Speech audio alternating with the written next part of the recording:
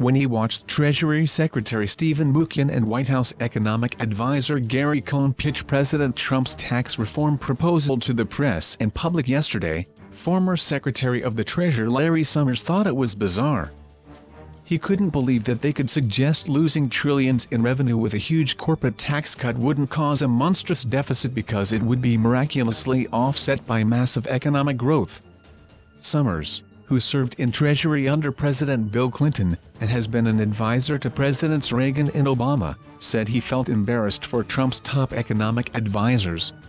"If I had been asked by the White House to assert a proposition as demonstrably false as the claim that this plan would produce revenue," Summers told Vanity Fair, "I would have resigned rather than put the credibility of the department behind a proposition that no one with real experience would believe was true." The single-page, single-spaced proposal passed out at the White House briefing amounted to less than 250 words. There was no attempt to explain how the specifics would impact the federal deficit, and whether the cuts would be permanent or temporary. Summers put the blame squarely on Trump for rushing out a plan with little detail that was basically a wish list of what conservationists have been dreaming about for years.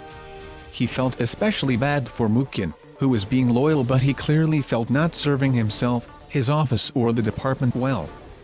"I just don't understand what could cause an administration to put its Secretary of the Treasury in a position to assert something that is generally regarded by economists as absurd."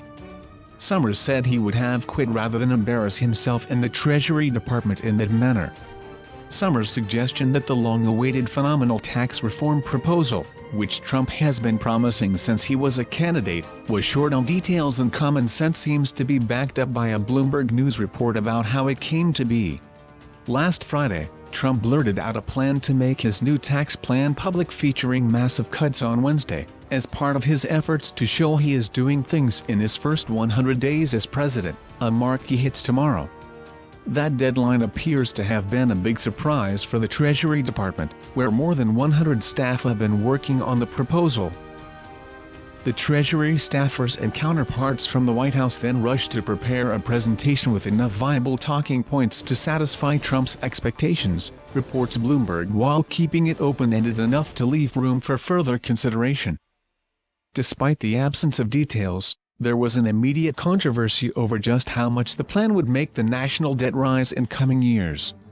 While the lack of detail made it hard for economists to properly model, some took a shot. The nonpartisan Committee for a Responsible Federal Budget, according to Bloomberg, crunched the data and predicted Trump's tax reform would cost an additional $3 trillion to $7 trillion over the next 10 years. They said it had the potential for harming economic growth instead of boosting it. Like so much of what Trump does, this appears to have been for the reality show in his mind instead of something that in the real world would help all Americans. His plan would save Trump and his rich friends huge amounts and let them pass their estates to their children without interference, but even Mnuchin was tongue-tied about the real impact on the middle class, the people Trump has been promising to help for months. No wonder Summers, a veteran economist and former president of Harvard University, gave Trump's fake news tax reforms flunking grades.